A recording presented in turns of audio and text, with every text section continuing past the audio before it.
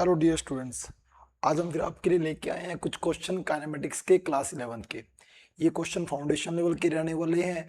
इसमें आपको बहुत सारी चीज़ें आज आपको क्लियर होने वाली है और ये मोस्टली जो वीडियो है वो हमारी वेलोसिटी की तो इससे पहले वाली वीडियो थी। ये वीडियो जो है पूरी की पूरी प्रॉपर एक्सलेशन के क्वेश्चन के ऊपर रहने वाली है।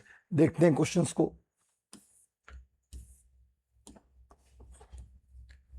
कह रहा है कि वेलोसिटी की आपको इक्वेशन दे रखी है 2t² - 4t + 3 मीटर पर सेकंड में वेलोसिटी है। कह रहा है कि t = 2 पर एक्सलेशन क्या होगा।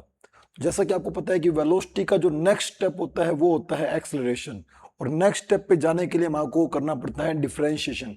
तो मेरे पास वेलोसिटी की इक्वेशन है 2t² - 4t + 3। अगर मैं इसका डिफरेंशिएट करूं टाइम के रिस्पेक्ट में तो 2 कांस्टेंट है, पावर का डिफरेंशिएशन होगा, पावर आगे आएगी, पावर कम हो जाएगी। ऐसी 4 कांस्टेंट है, टाइम का टाइम के रिस्पेक्ट में करेंगे 1 बनेगा, और 3 एक कांस्टेंट है उसका 0 हो जाएगा। और वेलोसिटी का जो डिफरेंशिएशन उसको मैं लिख सकता हूं एक्सलरेशन। ये बनेगा 4t - 4। ये आपकी एक्सलेशन की इक्वेशन बन गई। ये मीटर पर सेकंड है तो ये किस में बनेगा, मीटर पर सेकंड स्क्वायर में। अब कह रहे हैं t = 2 पर एक्सलेशन क्या रहेगा। आप इस इक्वेशन में t की जगह 2 रख दो तो आपको 2 सेकंड पर जो एक्सलेशन की वैल्यू रहने वाली है वो आपको पता लग जाएगी। यानी दूसरे सेकंड पार्टिकल की स्पीड में 4 का इंक्रीमेंट होने वाला है। ज्यादा टफ क्वेश्चन नहीं था, आसान सा क्वेश्चन था। एक क्वेश्चन और देखते हैं। कह रहा है कि एक इक्वेशन दे रखी है, वो डिस्टेंस या डिस्प्लेसमेंट की मान लो। आपको ये पता करना है कि पार्टिकल रेस्ट में आने से पहले कितना चला होगा। तो स्टूडेंट्स पहले तो आपको ये देखना पड़ेगा कि रेस्ट में वो कितने सेकंड बाद आया है, उसकी पोजीशन किस हिसाब से चेंज हो रही है, वो ये इक्वेशन डिसाइड कर रही है। मैं एक बार डिस्टेंस मीटर में ले लेता हूं, मेरे को क्वेश्चन में गिवन नहीं है। सेंटीमीटर होगा तो हम सेंटीमीटर में ले लेंगे। अब एक चीज सोचें, इस इक्वेशन में आपको उसकी पोजीशन पता रखती रहेगी। आप टी कुछ रखेंगे वो एक्स पे कहाँ होगा पता लग जाएगा। इन पार्टिकल किस टाइम कहाँ है वो आपको इस इक्वेशन से पता लग रहा है। और शायद आपने इसको ध्यान से नहीं देखा। अगर आप t = 0 भी कर देना तो स्टूडेंट आप ये मत समझना कि पार्टिकल ओरिजिन पे है। नहीं स्टूडेंट्स, वो ऑलरेडी 10 मीटर आगे है अगर डिस्टेंस मीटर में लेते हैं तो। ये बात मुझे कैसे पता लगी वो देखते हैं। t = 0 करेंगे तो ये टर्म 0 हो जाएगा और ये टर्म 0 हो जाएगा, तो आपका x कितना बचेगा, 10 मीटर बचेगा। इसका मतलब पार्टिकल ऑलरेडी आगे जा चुका है, यानी यहां से अपनी मोशन को स्टार्ट कर रहा है। अब मैं देखूंगा कि यार वो कितने सेकंड बाद 0 होगा। कह रहा है कि वो रेस्ट पे आने से पहले, तो रेस्ट में आ कब रहा है, रेस्ट का मतलब है उसकी स्पीड 0 हो रही है। रेस्ट का मतलब ब्रेक लग गई, ब्रेक का मतलब स्पीड 0 होगी। तो इससे पहले मैं एक काम करूंगा, मैं इससे स्पीड की इक्वेशन बनाऊंगा, यानी इसको डिफरेंशिएट करूंगा। देखते हैं 10 का डिफरेंशिएशन 0, क्योंकि 10 एक कांस्टेंट है। 6 कांस्टेंट है, टाइम का टाइम के रिस्पेक्ट में करेंगे 1। 3 कांस्टेंट है, इसका करेंगे 2t। तो ये आपकी स्पीड या वेलोसिटी, अगर आप इसको डिस्प्लेसमेंट मानते हैं तो ये वेलोसिटी, अगर आप इसको कोई डिस्टेंस मानते हैं तो ये आपकी स्पीड है। देखता हूं स्पीड 0 कब हुई होगी। तो यहां से मैं टाइम चेक करता हूं कि किस टाइम उसकी स्पीड 0 हुई होगी। 1 सेकंड बाद ही वो 0 पे हो गया, यानी मोशन के 1 सेकंड बाद पार्टिकल की स्पीड 0 हो चुकी है। तो 1 सेकंड बाद उसका क्या आएगा, t = 1 सेकंड पर उसकी पोजीशन क्या आएगी, 0 पर वो 10 पे है। 1 सेकंड बाद वो कहां होगा, चेक करते हैं स्टूडेंट्स। यहां बनेगा 3, 10 + 16 - 3 13। इसका मतलब स्टूडेंट वो पार्टिकल 10 पे है और 13 पे चला गया। इसका मतलब सिर्फ 3 मीटर ही चल पाया रुकने से पहले, क्योंकि 1 सेकंड बाद तो उसकी स्पीड 0 ही हो गई। ठीक क्वेश्चन था। ये क्या कहता है, कहता है कि एक्सेलरेशन दे रखा है अपने को डिस्प्लेसमेंट की टर्म में 2s + 1, और जब डिस्प्लेसमेंट 0 है पार्टिकल भी 0 है। इसका मतलब जब पार्टिकल स्टार्ट हुआ है, जहां डिस्प्लेसमेंट 0 है वहां वेलोसिटी भी 0 है। कोई बात नहीं।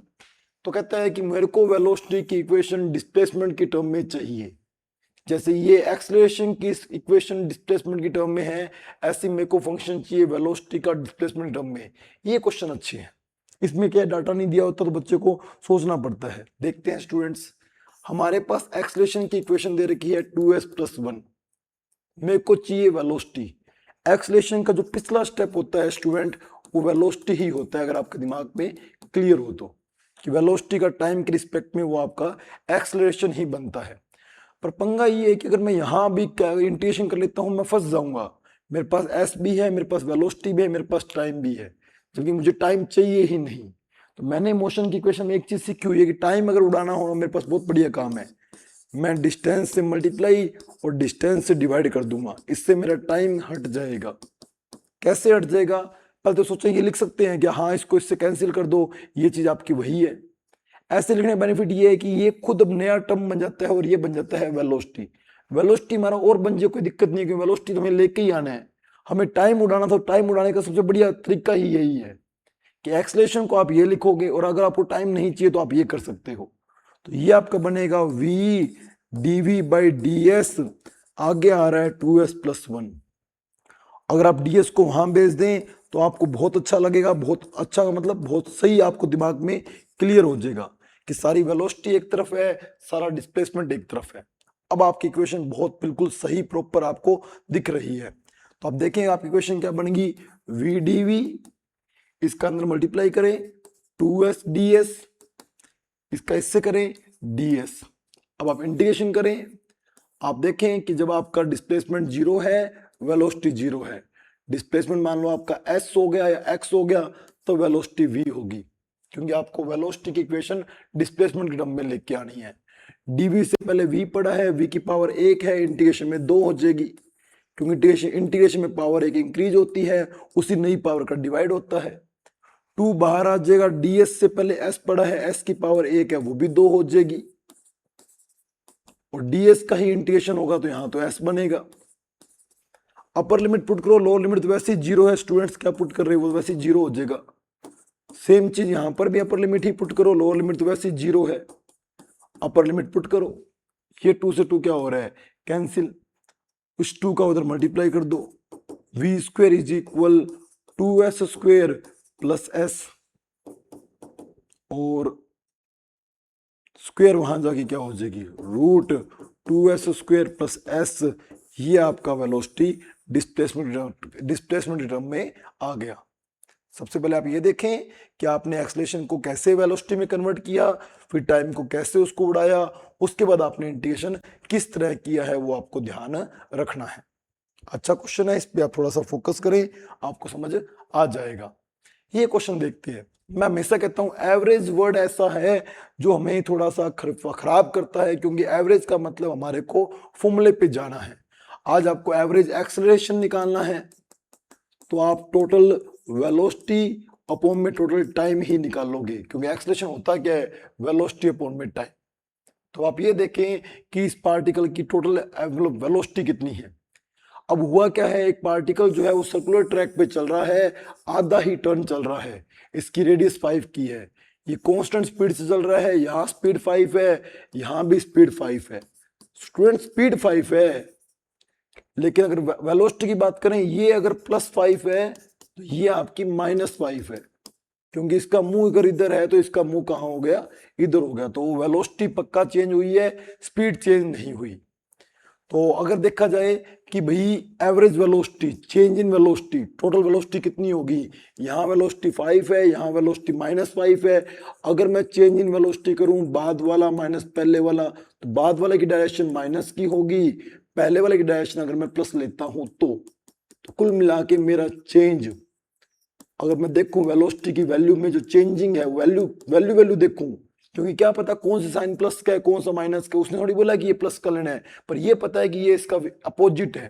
तो कुल मिला के अगर चेंज इन वेलोसिटी की बात करें, टोटल वेलोसिटी कितनी हुई है, वो आपकी 10 होगी, क्योंकि ये 5 प्लस का है तो ये 5 माइनस का है, अगर ये माइनस का है तो ये प्लस का है, लेकिन है एक दूसरे के अपोजिट। तो चेंज इन स्पीड की बात करें, स्पीड 0 है, क्योंकि यहाँ भी स्पीड 5 की है, यहाँ भी स्पीड 5 की है, वो डायरेक्शन नहीं देखता। लेकिन एक्सेलरेशन जो है वो स्पीड से नहीं वेलोसिटी से आता है, ये वेलोसिटी अगर प्लस की है तो ये वेलोसिटी माइनस की होगी, तो चेंज इन वेलोसिटी आपका 10 आएगा। अब टाइम कैसे निकालेंगे वो सुनो। एक्चुअल में वो जो चला है इस ट्रैक पे चला है जिसकी रेडियस 5 है, तो अगर मेरे को टाइम की बात करूं, टाइम क्या होगा, मेरे पास स्पीड है, मेरे पास डिस्टेंस है, तो speed is equal distance upon time, तो टाइम इज इक्वल क्या आएगा, डिस्टेंस डिवाइड बाय स्पीड। पूरा सर्किल 2 पाई आर है, हाफ सर्किल पाई आर होगा, रेडियस आपकी 5 है और स्पीड भी आपकी 5 की है। इसका मतलब मेरे को टाइम लगा है पाई सेकंड, तो ये पाई सेकंड यहां पुट करूंगा तो मेरा एवरेज एक्सलेशन आएगा 10/पाई। मीटर है तो मीटर पर सेकंड, सेमी है तो सेमी पर सेकंड स्क्वायर।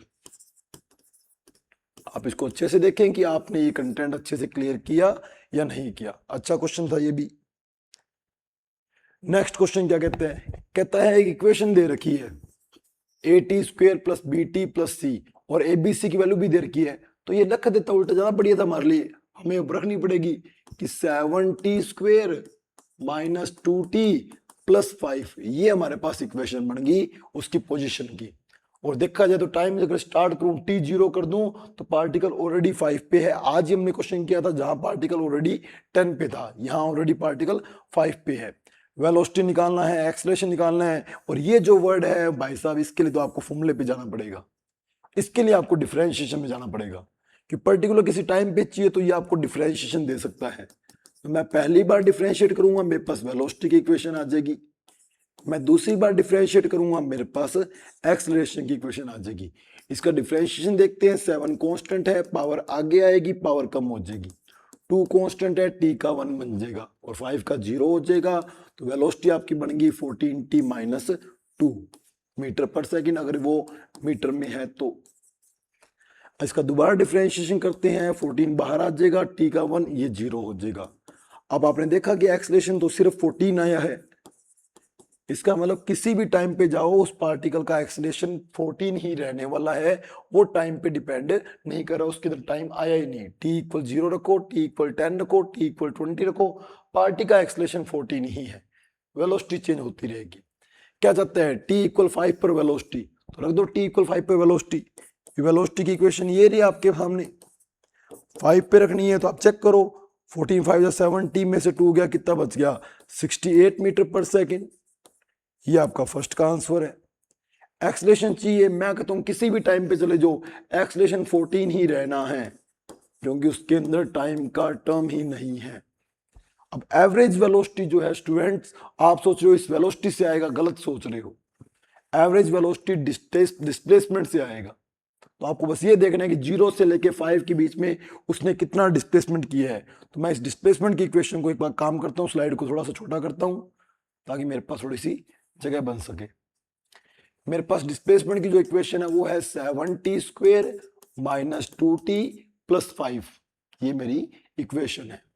मैं चेक कर रहा हूं 0 पे पार्टिकल कहां पे है, 5 पे है, 5 सेकेंड पर कहां पर है, तो 5 की स्क्वायर 25, 25 इंटू 7 175 और प्लस 5 180, 180 में से 10 गया 170, तो पार्टिकल 5 सेकंड में 5 से 170 पे पहुंच गया। तो इसका मतलब डिस्प्लेसमेंट कितना हुआ, डिस्प्लेसमेंट उसका हुआ 165। ये क्यों निकाला है, क्योंकि जब आप एवरेज एक्सेलरेशन एवरेज वेलोसिटी का जब फॉर्मूला लिखोगे तो ऊपर आप क्या लिखोगे, टोटल डिस्प्लेसमेंट अपॉन में टोटल टाइम। तो पार्टिकल ने 5 सेकंड में कितना डिस्प्लेस किया है, 165 किया है। एवरेज वेलोसिटी डिस्प्लेसमेंट से ही आएगी, वेलोसिटी की इक्वेशन से नहीं आएगी। तो ये आपका आंसर आएगा 33 मीटर पर सेकंड। ऐसे ही आप सोचो कि अगर मैं एवरेज एक्सेलरेशन निकालूं तो मेरे को टोटल वेलोसिटी चाहिए होगी, 5 सेकंड के लिए वेलोसिटी कैसे आएगी, वेलोसिटी की इक्वेशन में जाऊंगा, तब मेरा एक्सेलरेशन ये वाला कोई काम का नहीं है, क्योंकि मेरे को एवरेज एक्सेलरेशन निकालना है, वो फॉर्मूले से आएगा, फॉर्मूला वेलोसिटी का सोचना पड़ेगा, वेलोसिटी की इक्वेशन ये रही। तो v की इक्वेशन है मेरे पास 14t माइनस 2, तो t इक्वल 0 देखें तो उसकी वेलोसिटी है -2 मीटर पर सेकंड, यानी अपोजिट डायरेक्शन में जा रहा है। t इक्वल 5 देखें तो इसकी वेलोसिटी स्टूडेंट 14 5 70 में से 2 गया 68, तो -2 वाला 68 पे आ गया। तो कुल मिला के इन 5 सेकंड में चेंज कितना हुआ है, बाद वाला माइनस पहले वाला, तो चेंज इन स्पीड जो आया है वो आपका 70 आया है। तो जब आप एवरेज एक्सेलरेशन निकालेंगे तो टोटल वेलोसिटी आपकी 70 आएगी, 70 डिवाइड बाई 5 वो आपका आएगा 14 मीटर पर सेकंड स्क्वायर। अच्छा क्वेश्चन था, इससे आपको बहुत सारी चीजें क्लियर हुई होगी। नेक्स्ट, क्या आपके पास nth सेकंड में ट्रेवल करने का nth सेकंड यानी पर्टिकुलर किसी एक सेकंड में पार्टिकल कितना चला है। जैसे मान लो मैं कह रहा हूं कि कोई पार्टिकल 1 सेकंड चलता है और रुका हुआ है, बिल्कुल ड्रॉप कर रहा हूं, तो 1 सेकंड में 5 मीटर चलेगा, 2 सेकंड में 20 मीटर चलेगा, 3 सेकंड में अंडर ग्रेविटी रुका हुआ है, ड्रॉप कर रहा हूं, 3 सेकंड में 45 चलेगा, 4 सेकंड में 80 चलेगा, 5 सेकंड में 125 चलेगा।